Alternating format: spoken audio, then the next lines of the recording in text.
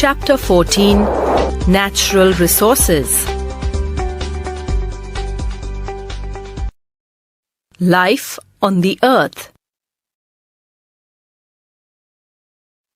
Our planet Earth is the only planet where diverse life forms are seen. The conditions existing on the planet makes the survival of life forms viable. The sun is the main energy source for the sustenance of life forms on the Earth. Availability of food, water, and the optimum temperature facilitates the survival of different life forms on the Earth. Thus, the resources available on the Earth and the energy from the sun play a vital role for the existence of life on the Earth. Natural resources on the Earth. Land, water, air, and the living organisms comprise the major resources on the Earth. These natural resources constitute the physical environment. The physical environment of the Earth is made up of four major spheres: atmosphere, hydrosphere, lithosphere, and biosphere. 1. Atmosphere. The gaseous cover surrounding the Earth is called atmosphere. 2. Hydrosphere. Various types of water bodies of the Earth, like ocean, sea, lakes, ponds, rivers, glacier, or ice sheets, etc., form hydrosphere. It also includes the underground water. Thus, hydrosphere covers 75% of the Earth's surface. 3. Lithosphere.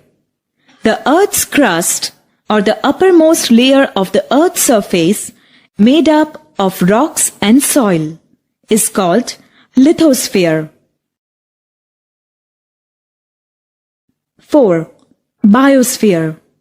The entire region of atmosphere, hydrosphere, and lithosphere, in which all living organisms exist, is known as biosphere.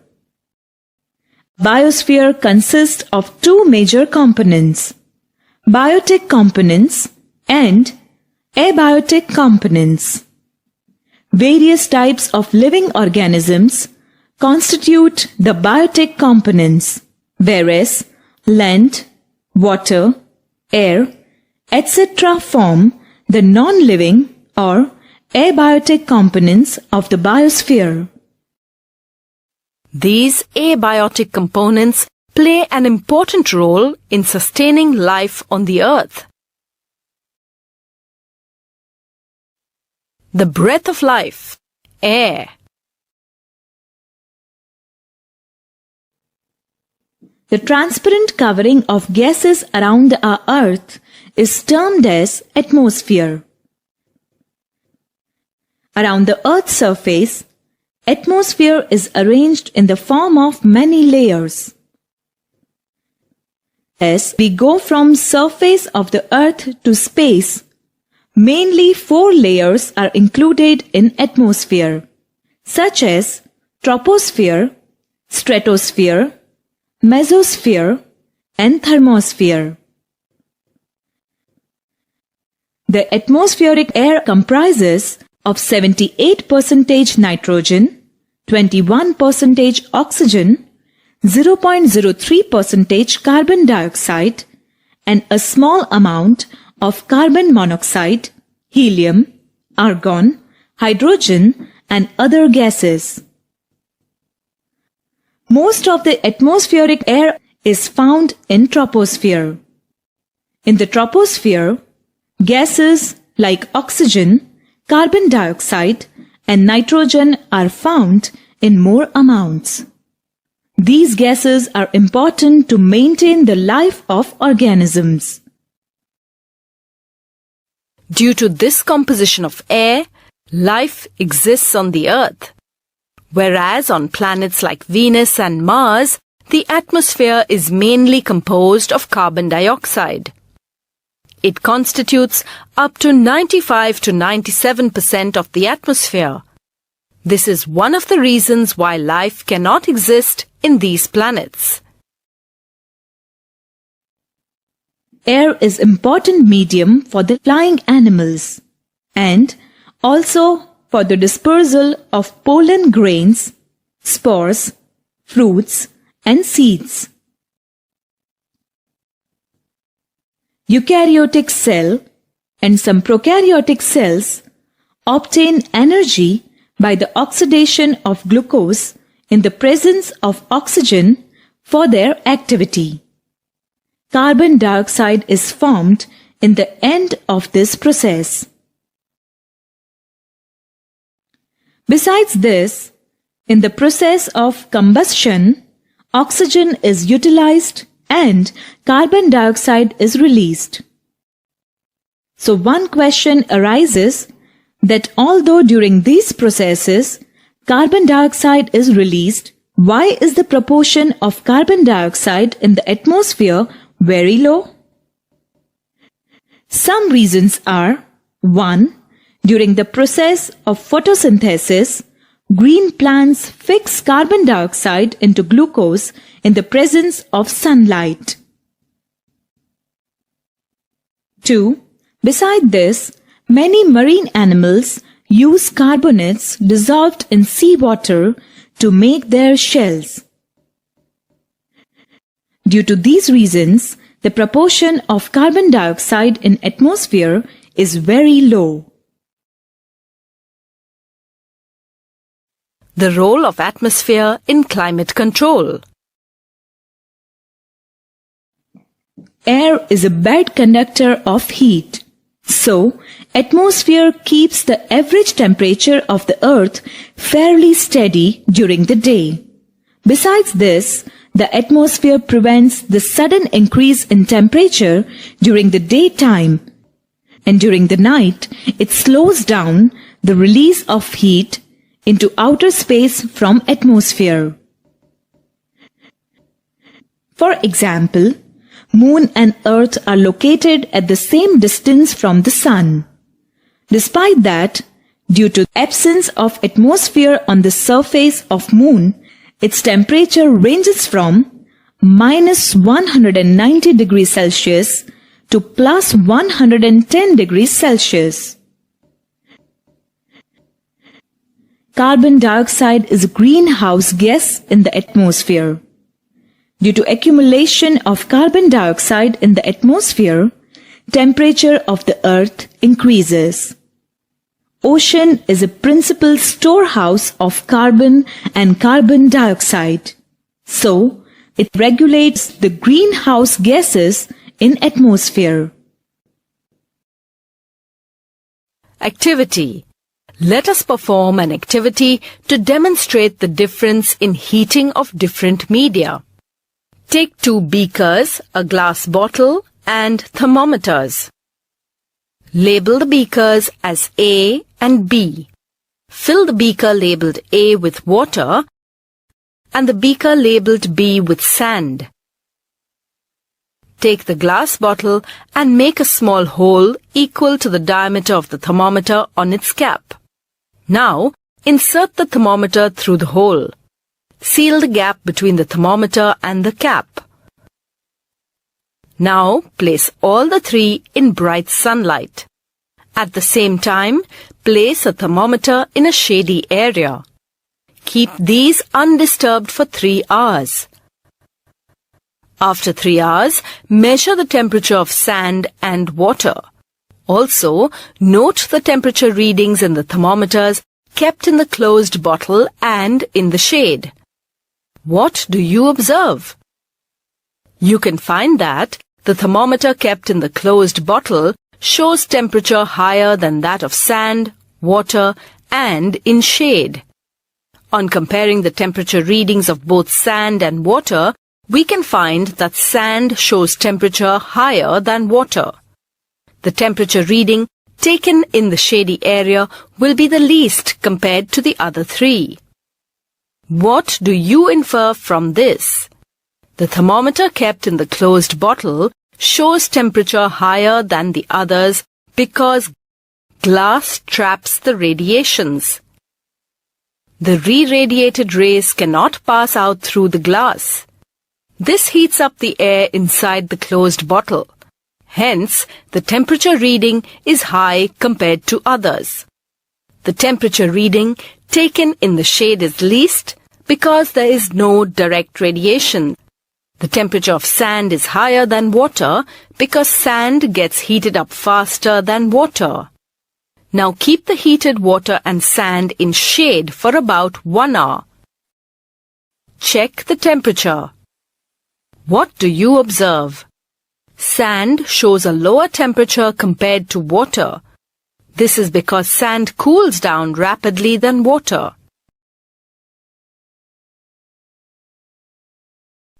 The movement of air, wind. We have all felt relief brought by cold breeze in the evening and rains after some days of hot weather. This phenomenon is the result of changes that take place in our atmosphere due to the heating of air and formation of water vapor. Water vapor is formed due to the heating of water bodies.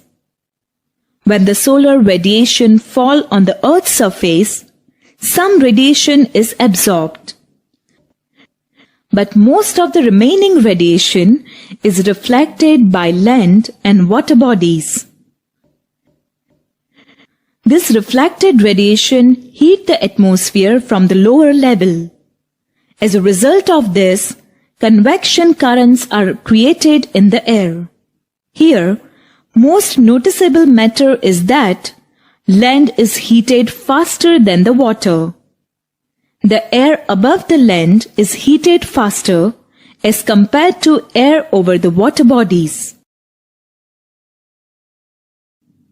If we look at the situation in coastal regions during the day, the air above the land gets heated faster and starts rising.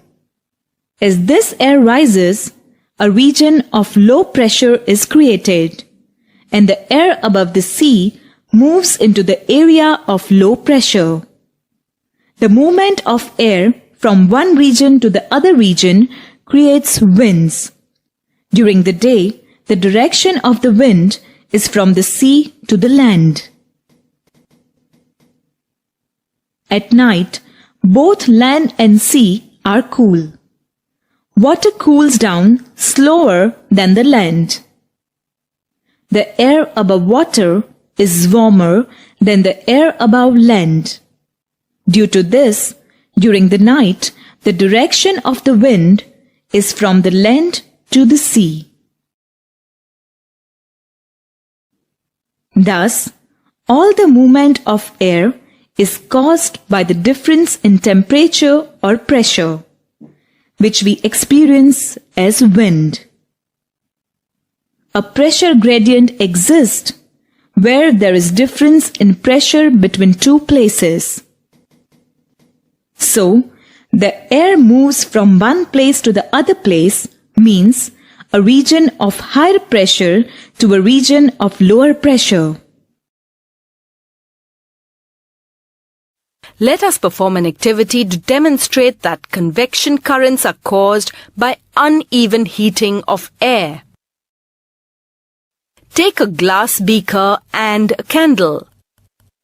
Light the candle and fix it inside the beaker. Now, take a lighted incense stick to the mouth of the beaker. Observe the direction of flow of smoke when it is kept at the mouth of the beaker, edge of the beaker, and a little above the candle. In all these instances, we can observe that the smoke moves towards the candle and then is deflected upwards. This is because the air above the burning candle gets heated and rises up leaving a low-pressure zone. The cold air from the adjacent areas flow towards this low-pressure zone. Thus, the smoke moves towards the candle and then due to convection, it rises up. We can conclude that convection currents are caused by the uneven heating of air. Similarly, the uneven heating of the atmosphere in different regions of the Earth cause the movements of air, resulting in diverse atmospheric phenomena. Cyclones are huge revolving storms caused by the winds blowing around a central area of low pressure. Other factors influencing the movement of air are rotation of the Earth, presence of mountain ranges in the path of the wind, etc. For example, the presence of Himalayas change the flow of wind blowing from Allahabad towards the north. This happens due to the development of areas of low pressure in the north and northwest parts of India. As a result, winds begin to blow towards the land masses from high-pressure areas. The Himalayas act like a high wall, blocking the winds from moving ahead. This leads to a shift in the development of monsoon trough or low-pressure trough, along with the change of season. It results in the change of the flow of wind blowing from Allahabad towards the north. Rain. Water continuously circulates between atmosphere and lithosphere. This circulation of water is known as water cycle. Due to the solar heat, large amount of water evaporates from the ocean. Some amount of water also evaporates from the surface of soil and from plants. Air is heated due to solar heat. This hot air rises up, carrying the water vapor with it. As the air rises, it expands and cools. This cooling of air causes the water vapor in the air to condense and then it converts into tiny water droplets. Due to the process of condensation, these water droplets grow bigger. When these droplets become heavy, they fall down in the form of rain. Precipitation may also occur in the form of snow, sleet or hail. This happens when the atmospheric temperature is very low. Let us perform an activity to demonstrate the role of some factors influencing climatic changes such as formation of clouds and rain. Take an empty plastic packaged drinking water bottle. Add 5 to 10 ml of water into it. Close the bottle tightly and shake it vigorously. Leave it out in the sun for about 10 minutes. Now, take a lighted incense stick, open the cap of the bottle and allow some of the smoke from the incense stick to enter the bottle. Quickly close the bottle tightly. Press the bottle hard between your hands and crush it as much as possible. Wait for a few seconds and release the bottle. Again, press the bottle as hard as you can. Now, let us find the happenings one by one. When the bottle with a little water is kept in the sun, the air in the bottle gets saturated with water vapor. When it is pressed between the hands, the pressure becomes high and the air inside the bottle moves to a low-pressure region. The air expands and cools. The particles of smoke act as nuclei and the water vapor condenses on it to form tiny water droplets. When the pressure is released, the air inside becomes foggy. When the bottle is pressed again, the fog disappears because the high pressure created will turn the condensed water vapor to water droplets and get collected at the bottom of the bottle. When the experiment is repeated without smoke released into the bottle, there will not be any fog formation as the smoke particles are absent to act as nuclei for condensation to occur. Factors affecting rain. Prevailing wind patterns are the factors that decide the rainfall patterns. The southwest or northeast monsoons bring rains in India. Southwest monsoon involves winds blowing from the southwest direction. It blows from the Indian Ocean onto the Indian land mass. It brings rain during the months of June through September to most parts of India. Around October, the southwest winds reverse direction and start blowing from the northeast direction. This is known as the northeast monsoon. The northeast monsoon bears less moisture as it blows from the land to sea. Hence, it brings rains to only limited parts of India like Kerala, Andhra Pradesh and Tamil Nadu. Monsoon rains occur in regions of Southeast and South Asia. It also brings rains in areas like islands of Caribbean Sea, African coast and northern Australian coast.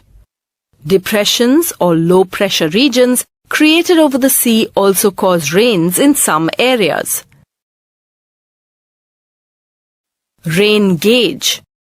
A rain gauge is an instrument used to measure precipitation, rain, in a certain amount of time. It is usually measured in millimeters. 1 millimeter of measured precipitation is the equivalent of 1 liter of rainfall per meter square. A simple rain gauge can be made by using the following materials.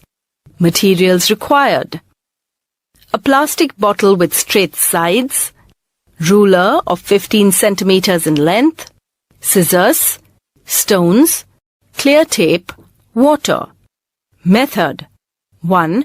Cut the bottle about 10 centimeters from its top and keep the top part aside. 2. Add stones or gravel to the bottom of the bottle until they come up to the part of the bottle where the sides are straight. This will make the gauge more stable. 3. Stick the ruler to the side of the bottle so that the zero mark on the ruler is 2 centimeters above the stones. 4. Pour enough water into the bottle so that the water level is at the zero mark on the ruler. 5. Take the top of the bottle, the part cut off earlier, turn it upside down and put it into the bottom portion so that it looks like a funnel. 6. Set the gauge in an open area away from trees or buildings which may affect the amount of rain that falls into the bottle. 7. When it has rained, take the reading using the ruler taped to the side of the bottle. Then, pour out the excess water until the water level is once again at zero.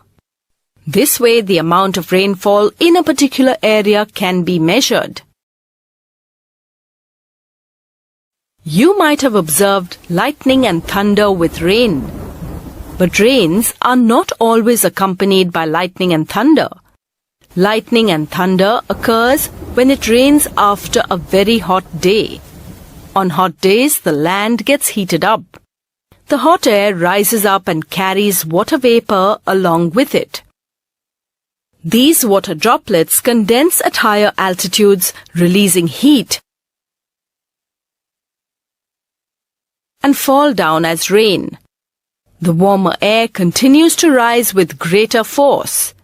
The swift movement of the falling water droplets along with the rising air creates lightning and sound.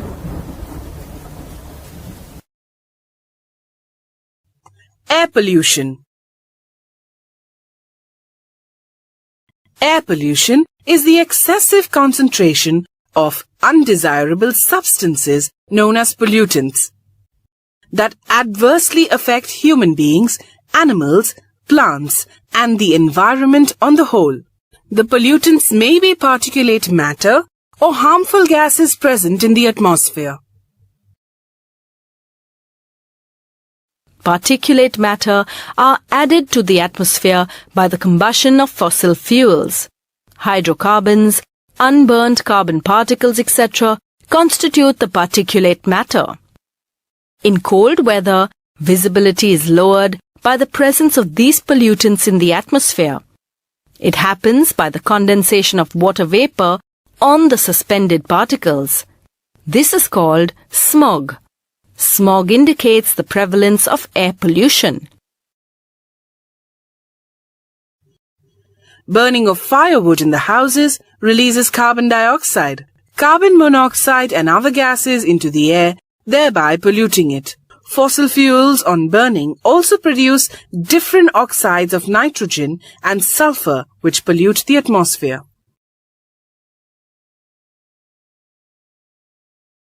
Acid rain.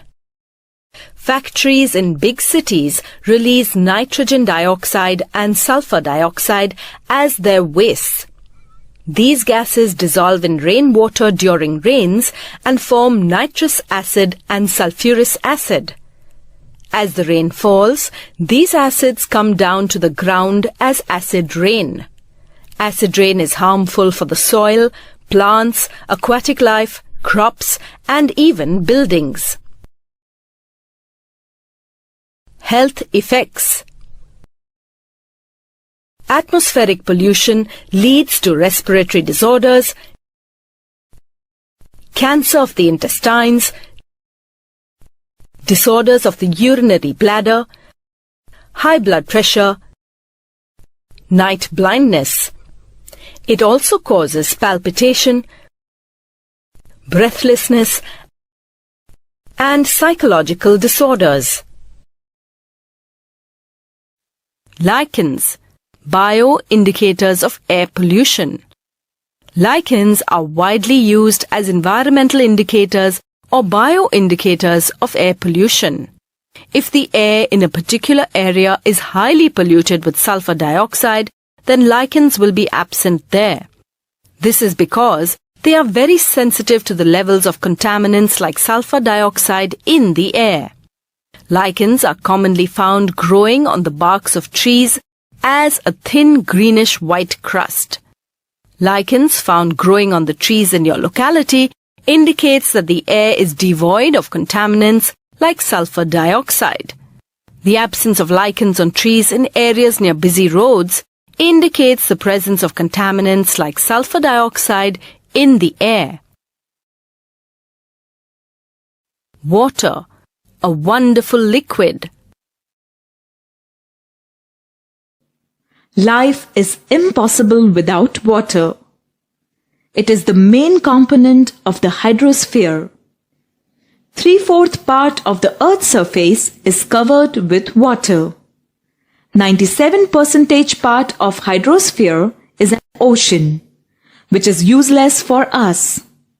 The remaining 3% of the total water is fresh water. It is in the form of snow in the polar region and in the form of rivers, ponds, lakes, etc. Some amount of water is seen in the form of water vapor. All the organisms depend on the water. Water is an important medium for different chemical reactions of the cell. Water is a very good solvent. Most of the solute substances easily dissolve in the water, so they easily circulate from one part of the body to another. Beside this, water plays an important role in control of the climate conditions. Seawater keeps the atmosphere cool or hot by absorption or release of heat.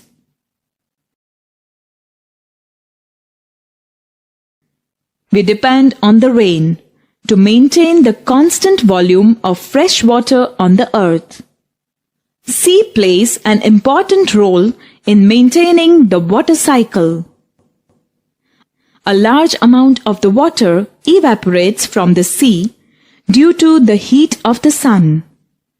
90% of total amount of water vapor in the atmosphere falls in sea in the form of rain, and the remaining 10% of water vapor falls on the earth in the form of rain, which helps to maintain the ecosystem of the earth.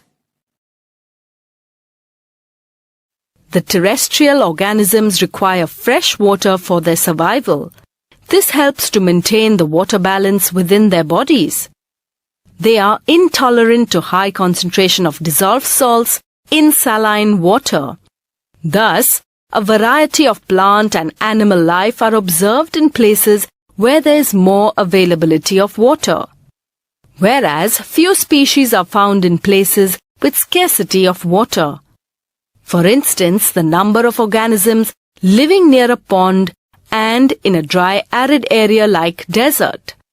We can find that only few organisms are found in the dry arid area. Similarly, during summer, when the water availability is low, there will be less number of organisms. But we can find more organisms in rainy season as there is plenty of water. In addition to the availability of water, factors like temperature and nature of soil also plays a vital role. Of all these factors, water is considered as the major resource in determining the existence of life. We know that during summer we face severe water shortage. We can overcome this by conserving water. Rainwater harvesting is such a method for the conservation of water. In India, we have many traditional methods of rainwater harvesting, where water is not only stored but also used to recharge the groundwater. Water pollution. Water pollution is the contamination of water by the addition of undesirable substances such as foreign matter, organic and inorganic matter, biological or radioactive substances. These substances may get dissolved or lie suspended in the water or get deposited on the bed. Water pollution deteriorates the quality of water, affecting the aquatic ecosystem and making water harmful for consumption. The undesirable substances that pollute water are called water pollutants. Sewage from towns and cities is released into the water bodies, causing pollution of water. Sewage water contains disease-causing microorganisms like bacteria and viruses. Many waterborne diseases like cholera, typhoid, diarrhea, polio, jaundice, dysentery and hepatitis can be caused if we consumed this polluted water. Water may also be contaminated with toxic substances like lead, cadmium, mercury and chromium, posing a serious threat to human health. Use of harmful non-biodegradable chemicals like fertilizers and pesticides in agriculture contaminates the groundwater. These chemicals also get washed off by the runoff water into water bodies like lakes and rivers. Any physical or chemical change in the aquatic system due to water pollution can have harmful effects on the organisms living in water. Water pollution may also lead to a reduction in the number of aquatic plants and animals due to the destruction of their natural habitat and nesting place. Eutrophication or nutritional enrichment is a harmful effect of water pollution. The enrichment of water bodies by inorganic nutrients like nitrate and phosphate that occur either naturally in water bodies or due to human activities such as release of waste products in water is known as eutrophication. Eutrophication generally occurs due to the introduction of nutrients and minerals from domestic sewage, agricultural fertilizers, and industrial effluents in the water bodies. Due to excessive loading of water with nutrients, an algal bloom or a thick layer of algae or phytoplankton covers the entire surface of the water body. Due to algal cover, the water cannot absorb oxygen from the air. As a result, the concentration of dissolved oxygen in water decreases. This, in turn, causes the death of aquatic organisms. Another harmful effect of water pollution is the removal of certain useful and desirable substances from water bodies. Dissolved oxygen is required by both animals and plants for their survival. Organic materials like milk or sugar are often discharged into a water body from a nearby milk dairy or a sugar mill. As the amount of organic wastes in the water increases, the bacteria present in water multiply rapidly and use up all the available oxygen. Reduction in the amount of dissolved oxygen decreases the availability of oxygen required for respiration. This adversely affects fishes and other aquatic organisms. It often leads to the death of fishes and other aquatic life. Industries that use water for cooling purposes return the hot water to water bodies. Similarly, when water is released from dams to rivers, a temperature gradient occurs. The water from the dams will have a lower temperature than the surface water of the river. These variations may affect the aquatic life forms. It may favor the growth of some life forms and harm the other. This affects the balance of the ecosystem. Mineral elements in soil. The outermost layer of the Earth's crust is called soil. It contains different minerals. It provides different types of nutrients to the organisms. Plants absorb minerals from soil. And these absorbed minerals by the plants enter in the animal kingdom through food chains and food web. Minerals like carbon, hydrogen, nitrogen, oxygen, phosphorus, calcium, sulfur, magnesium, iron, manganese, zinc, boron, copper, and molybdenum are important for structure and functions of the living organisms. Man also utilizes some minerals for certain industrial processes.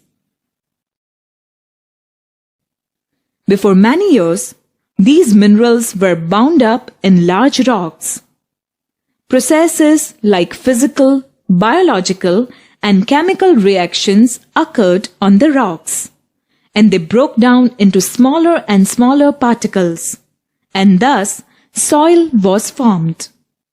Some factors like sun, water, wind, and lichen are responsible in the formation of soil. Factors responsible in the formation of soil. Sun. The sun heats up rocks during the daytime, so the rocks expand.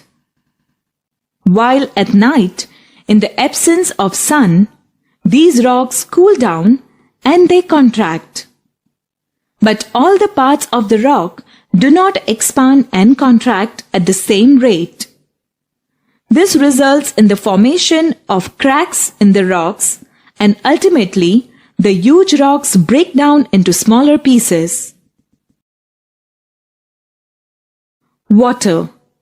Water helps in the formation of soil by two ways. 1. Water enters in the cracks of the rocks formed by the heating of sun. During winter, water freezes. It would cause the cracks of rocks to widen. By this, water enters in the cracks of rocks and widens it. 2.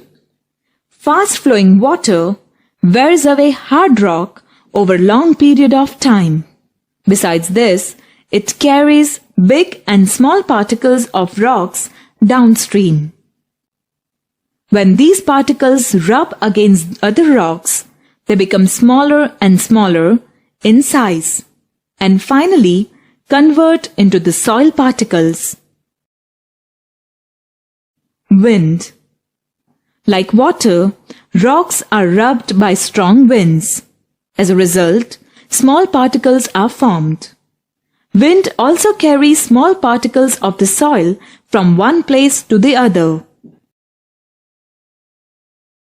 Lichen. Lichens grow on the surface of rocks. While growing, they release certain substances which convert the rock surface in powder form and make a thin layer of soil. Thus, plants like lichen plays an important role in the formation of soil. Moss and roots of trees also play a significant role in soil formation.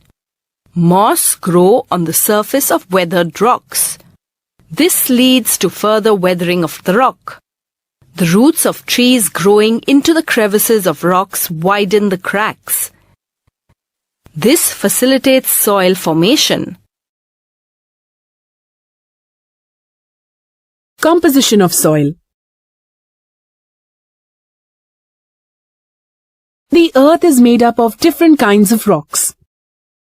Different kinds of rocks produce different kinds of soil particles. The nature of soil, therefore, depends on the kind of rock from which it is formed. The nature and chemical composition of parent rock determines the rate of soil formation as well as the type of soil formed. For example, if a parent rock is rich in calcium, the soil formed by its weathering would be rich in calcium. Soil mainly consists of soil particles of different sizes. Humus, soil air, soil water, and living organisms. Activity. Let us perform an activity to observe the different constituents of soil. Collect some soil from your school garden on a piece of paper. Now, take a glass jar and fill it up with water. Add the soil to the jar. Cover the glass jar with a lid and shake it well. Leave the jar undisturbed for an hour. Then, observe it. What do you observe? You observe that the content of the jar separates into 4 layers. The topmost layer consists of soil particles floating along with twigs and leaves. This layer is called humus. The second layer consists of muddy water that contains fine grains of soil called clay. Clay particles are very small in size. The third layer is of silt particles. Silt particles are larger than clay particles. The fourth layer is of sand. The sand particles are larger and heavier than the silt particles. That is why they settle below the clay particles. At the bottom of the jar are present coarse grains of gravel, small pieces of rock, and some stones. As these particles are the heaviest, they sink to the bottom. Some substances like salts present in the soil might have been dissolved in the water.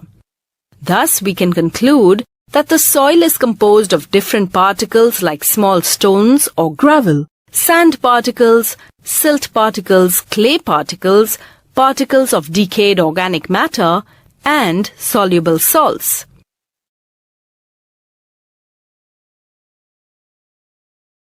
If you observe land that has been dug up, you will notice different colored layers of soil. The topmost layer constitutes the topsoil. The topsoil not only contains soil particles, but also most of the litter and humus, decayed plant and animal matter. Humus makes the soil fertile by providing organic nutrients. Many small plants have their roots embedded in this layer. It also contains living organisms. Various types of bacteria, fungi, algae, and underground plant parts are present in soil. The soil animals include ants, earthworms, snakes, mites, and rats. The soil organisms reside and interact with the soil and help in the decomposition of organic materials. Hence, this layer of soil is also called the organic soil. The topsoil is soft, porous, fertile, and has the capacity to hold water. It also has a zone of leaching through which the dissolved materials move downwards. The quality of the topmost layer of soil is very important as it determines the biodiversity in that area. Soil shows special properties which determines its type. Some of the important properties of soil are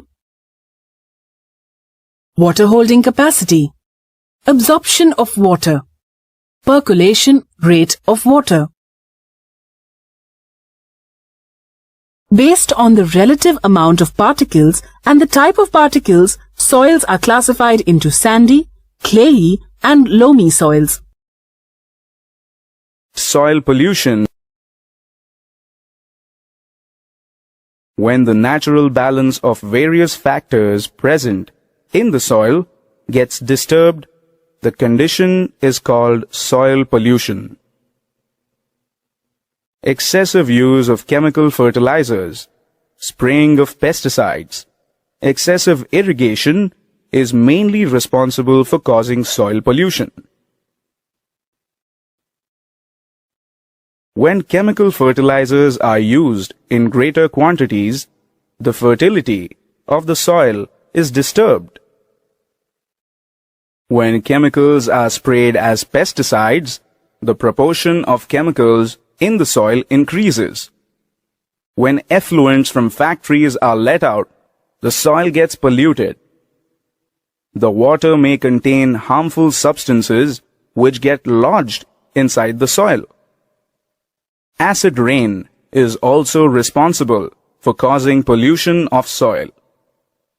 Excessive use of water for plants, use of chemicals for various reasons makes the soil saline. The crops cannot grow well in saline soil. Formation of saline soil by accumulation of salts in the soil environment is a kind of soil pollution. Soil pollution kills the soil microorganisms. In the absence of soil microorganisms, the recycling of soil nutrients is disrupted.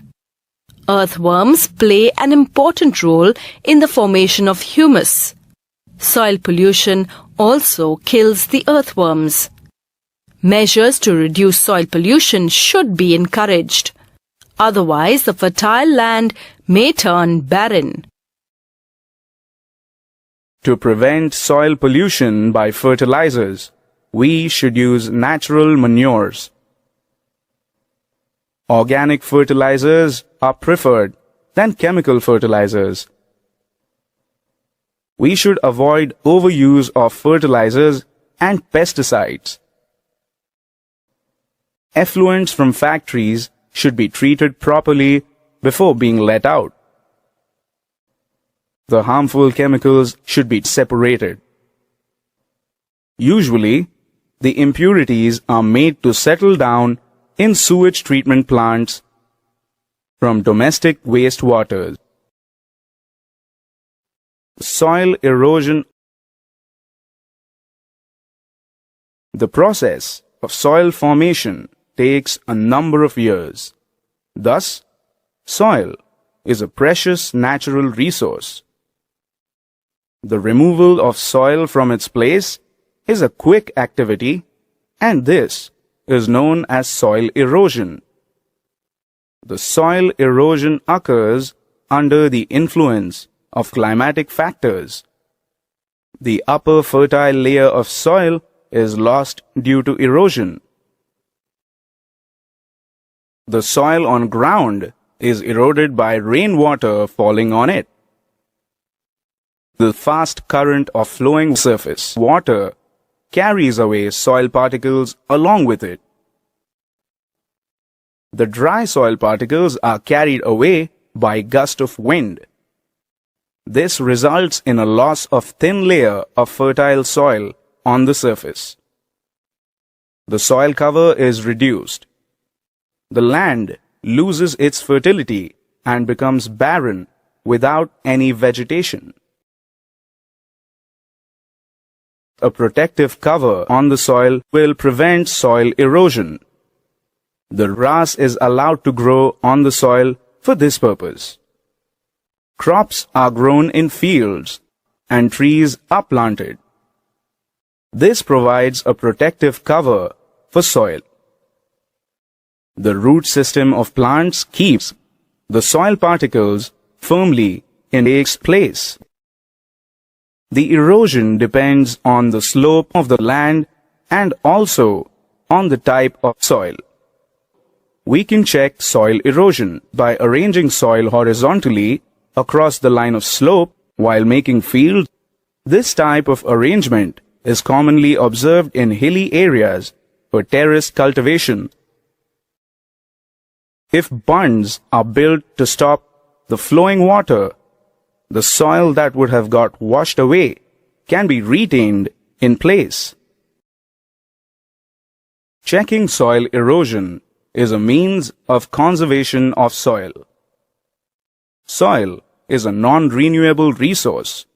It needs proper protection. If soil erosion is arrested, soil is conserved. Activity. Let us perform an activity to demonstrate the importance of vegetation in preventing soil erosion. Take 2 identical crates and fill them with soil. Mark the crates A and B. Place paddy seeds in crate A and leave crate B as such. Water both the crates regularly for a few days.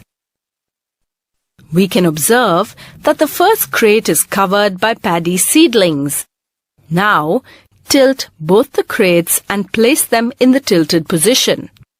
Both the trays should be tilted at the same angle.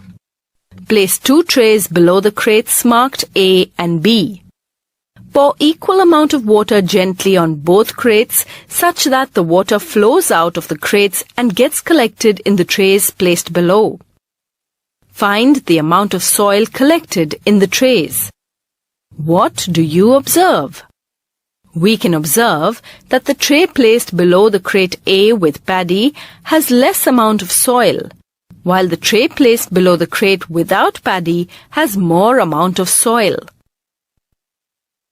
Now, pour more water on both the crates from a height. What do you observe? We can observe that more soil is collected in the trays. This is because when water is poured from a height, the soil gets loosened. We can also observe the difference in the amount of soil collected from both the trays. The tray placed below the crate A with paddy has less amount of soil compared to the tray placed below the crate without paddy. From this we can conclude that plants play an important role in preventing soil erosion. The root system of plants keep the soil particles in place firmly on the ground, thereby preventing the erosion of soil. Biogeochemical cycles. Ecosystem comprises of biotic components like producers, consumers, and decomposers. For the maintenance of all these organisms of life, energy as well as abiotic components are necessary. Organisms obtain these abiotic components from the environment. Producers use some inorganic nutrients for the synthesis of organic compounds like carbohydrates, fats, and proteins.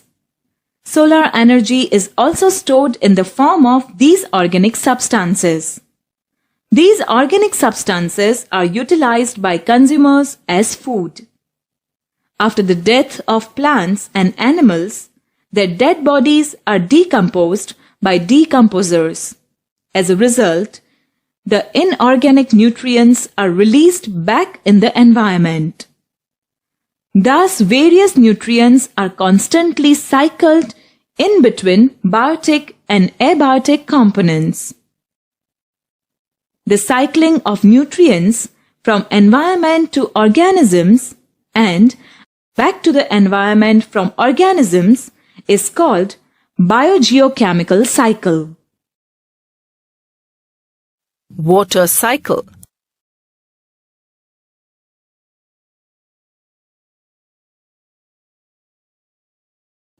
The circulation of water and moisture between living organisms, atmosphere, and earth is referred as water cycle or hydrologic cycle or H2O cycle. The sun is responsible to drive the water cycle. Water in the ocean and sea are heated by sun. So, water is mixed in the air in the form of water vapor.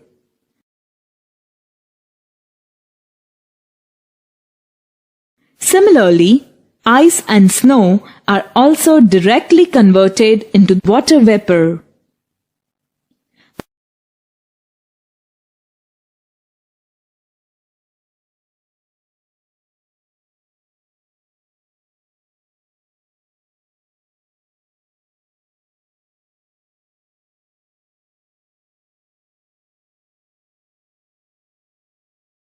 By the process of transpiration in plants, water from the soil is also evaporated.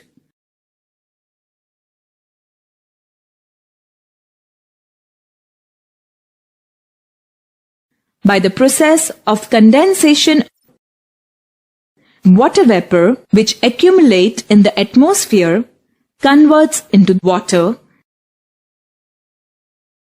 and falls on earth in the form of rain. All of the rainwater which falls on the land does not immediately flow back into the sea.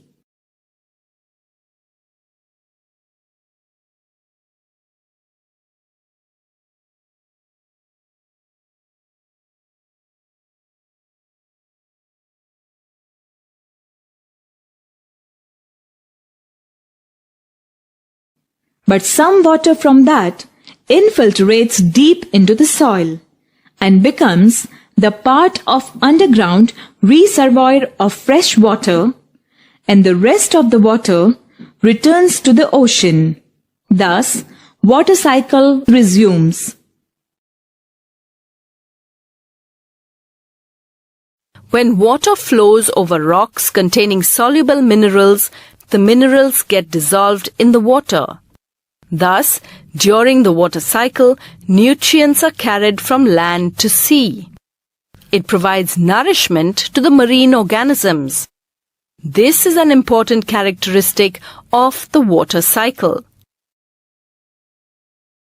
Nitrogen cycle. 78% nitrogen is present in the atmosphere. Although organisms live in a nitrogen-rich atmosphere, the gaseous form of the nitrogen can be used by very few organisms.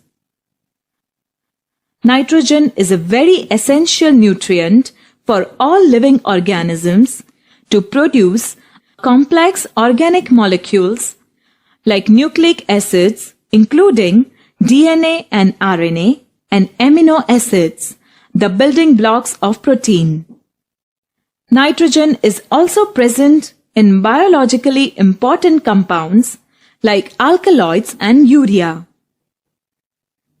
Various types of bacteria live in the soil, such as rhizobium bacteria live in the root nodules, Leguminous plants, free-living Azotobacter and cyanobacteria are able to use the atmospheric nitrogen or fix the atmospheric nitrogen in the soil. They convert the nitrogen into ammonia by the process of ammonification, and ammonia is converted into ammonium nitrates and nitrites by process of nitrification. Besides this, atmospheric lightning can also fix the nitrogen into oxides of nitrogen by photochemical reactions. These oxides dissolve in water to form nitric acid and nitrous acid, which fall on the land with rain. Ammonia, ammonium ions, nitrate, and nitrite dissolve in water. So, they are absorbed by the root of plants and converted into nitrogenous compounds like amino acids. These amino acids are used to make proteins. Nitrate and nitrites are also utilized for the synthesis of other nitrogen-containing complex compounds. These synthesized proteins and complex compounds are subsequently consumed by the animals.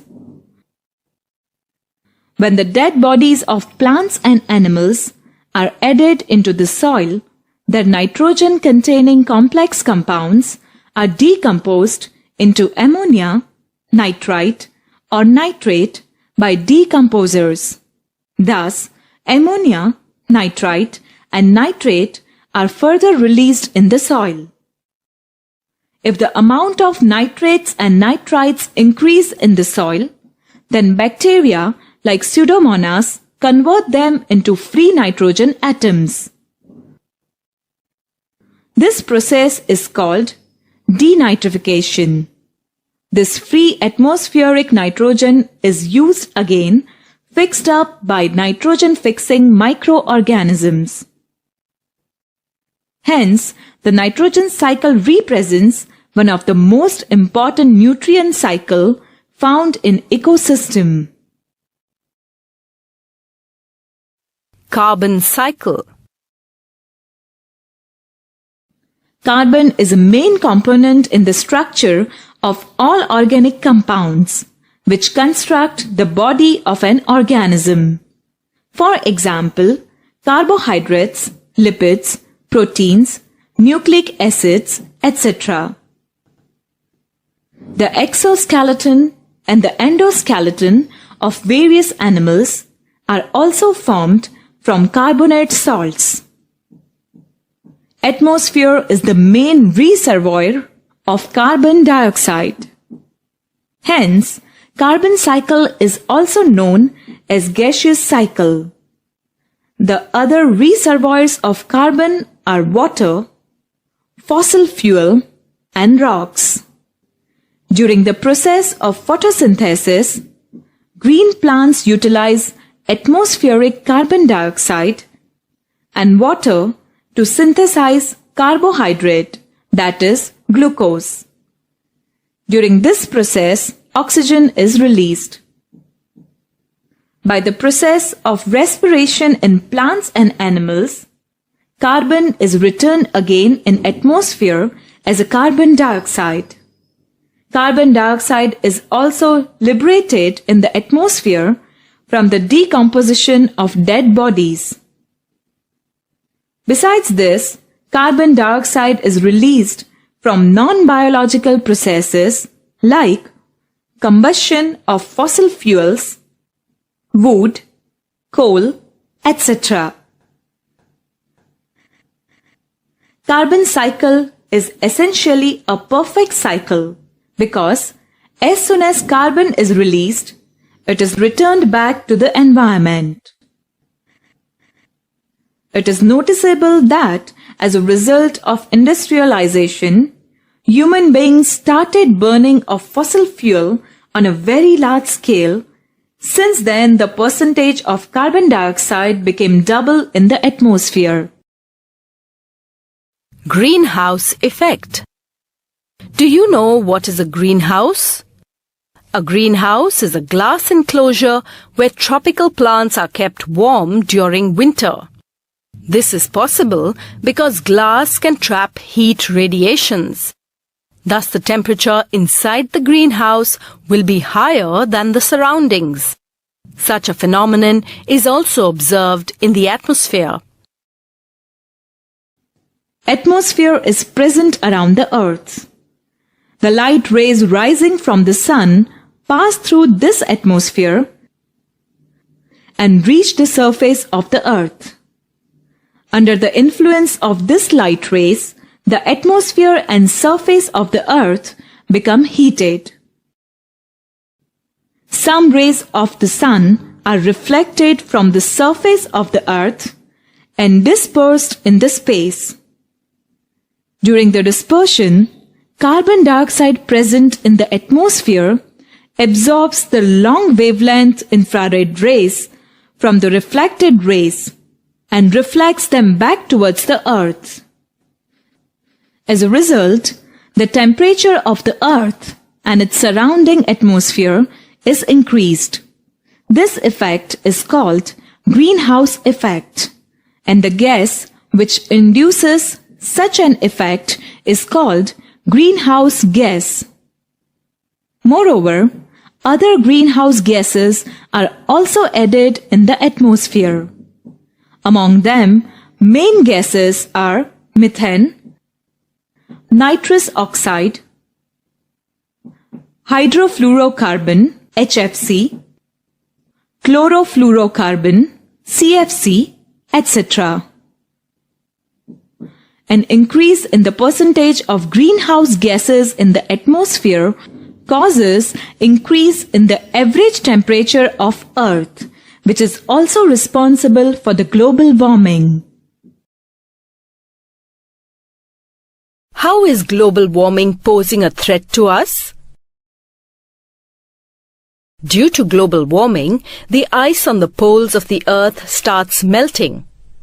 This could cause a rise in the sea level, which could further result in flooding of coastal areas.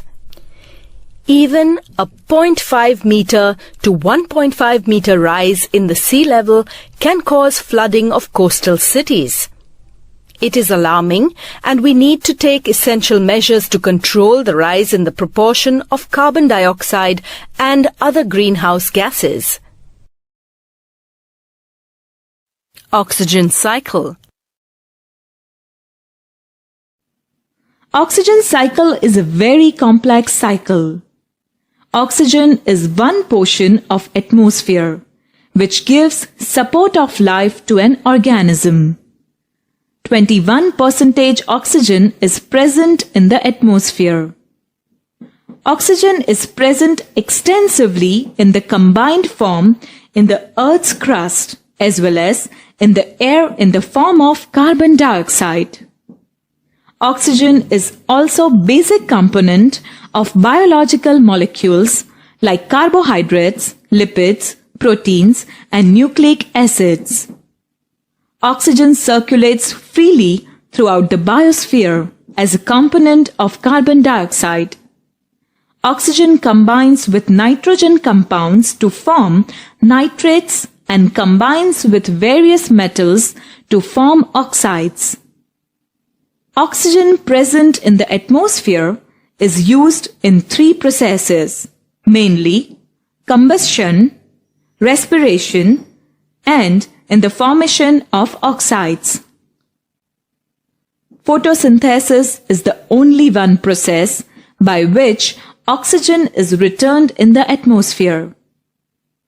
Oxygen is necessary for the process of respiration, but it is noticeable that some forms of life, especially bacteria, are poisoned by elemental oxygen. Ozone layer. Generally, elemental oxygen is seen in the form of a diatomic molecule.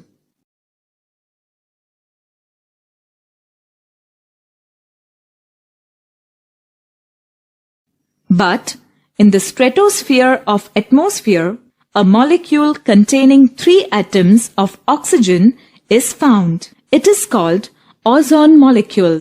Its molecular formula is O3.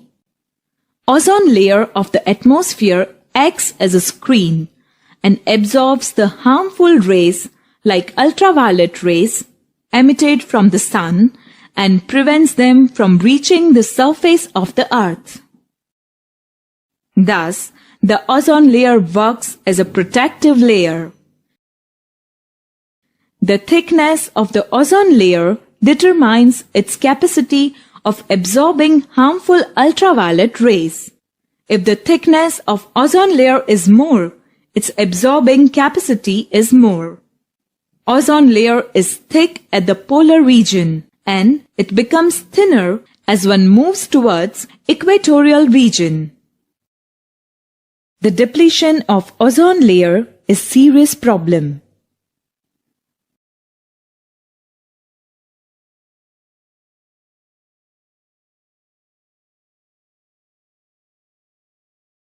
Various man-made compound like chlorofluorocarbon, CFC, is used in refrigerator and air conditioners.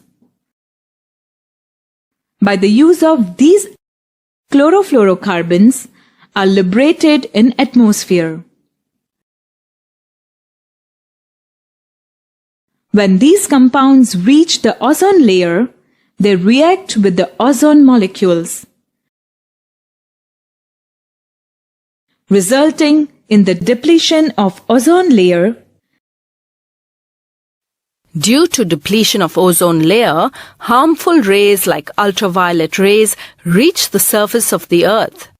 As a result, harmful effects occur on the organisms.